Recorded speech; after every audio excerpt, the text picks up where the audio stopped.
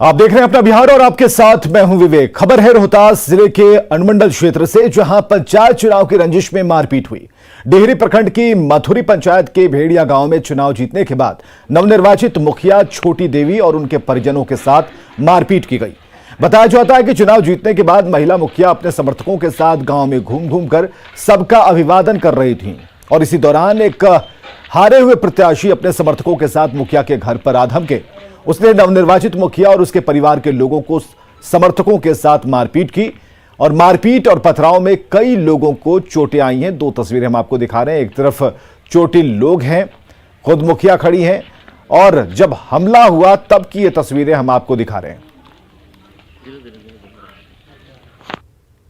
हमारे विपक्षी जो पार्टी थे, एक गुड्डू सिंह जिनका नाम संतोष सिंह है, वो प्रत्याशी थे, मुखिया प्रत्याशी हैं।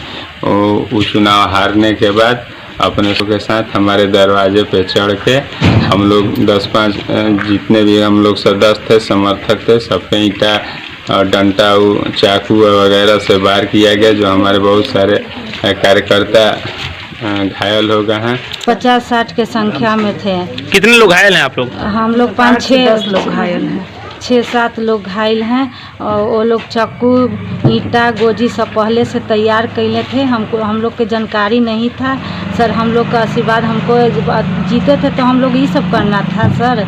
ये चलते हम लोग के द्वार पर पति थे, पति के पर लाठी चलाया, हमको पर हमला किया छोटी देवी पर।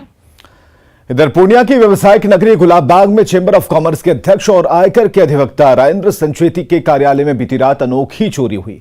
चोरों ने कार्यालय से 3 लैपटॉप, हार्ड डिस्क और कई प्रमुख दस्तावेज की चोरी कर ली है और इस हार्ड डिस्क में सैकड़ों व्यवसायियों के आयकर का डेटा, रिटर्न फाइल शामिल है। दफ्तर में चोरी की तस्वीर सीसीटीवी में कैद हो गई और तस्वीरों में आप देख सकते हैं कि करीब रात के 2:30 बजे 3 चोर राजेंद्र संचेती के कार्यालय में घुस आए। पहले उन्होंने स्ट्रीट लाइट बंद की, कार्यालय से लैपटॉप, हार्ड डिस्क लेकर फरार हो गए।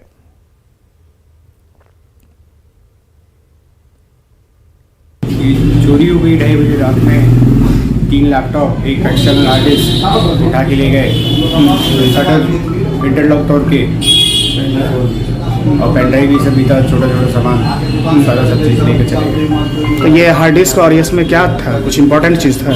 सारा क्लाइंट लोग का बैग है, ये एक्सेल मतलब कंप्यूटेशन शीट, जो इनकम टैक्स का डाटा, जीएसटी का डाटा, ये सब था सारा।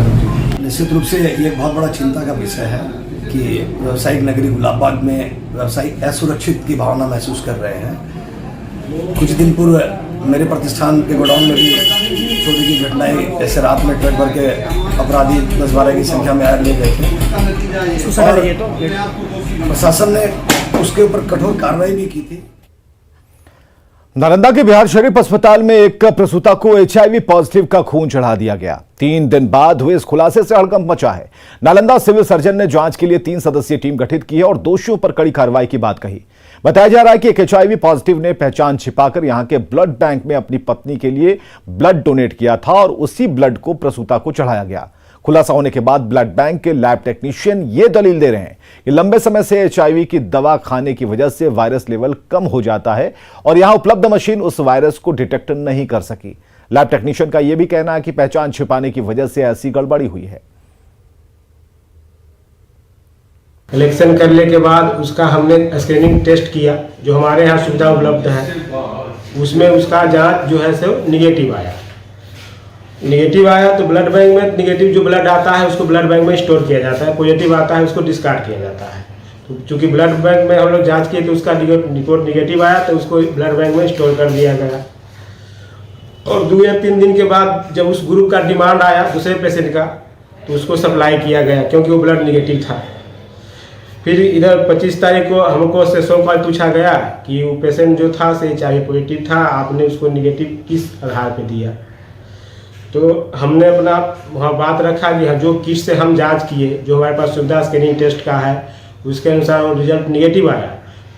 अगर चूँकि HIV पेशेंट जो है अगर है पॉजिटिव, एक्चुअली में वो पहले से है और अगर दवा खा रहा है लंबा समय से, तो उसका बॉडी का जो होता है से वायरल लोड कम जाता है और वायरल लोड कम होने की वजह से कभी कभी स्क्रीनिंग टेस्ट में वायरल को डिटेक्ट नहीं कर पाता है। अगर दोनों पॉजिटिव थे तो दोनों उसको जो है ब्लड डोनेशन की ज़रूरत भी नहीं पड़ती, उसको मुफ्त में ब्लड मिल सकता था।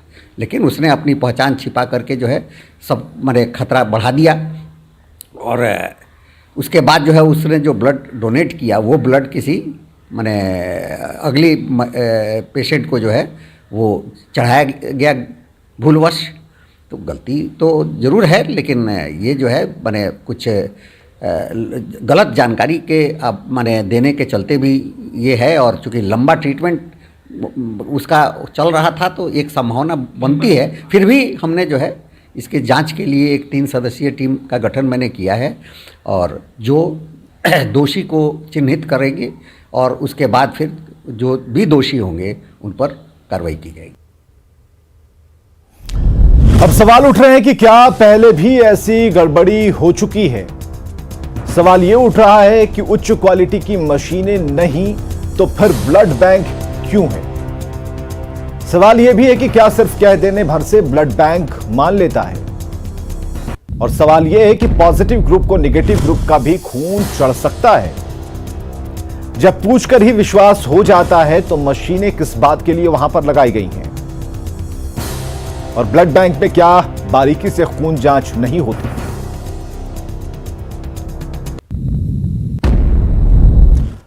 अपना बिहार में बात शिक्षक नियुक्ति पर मचे संग्राम।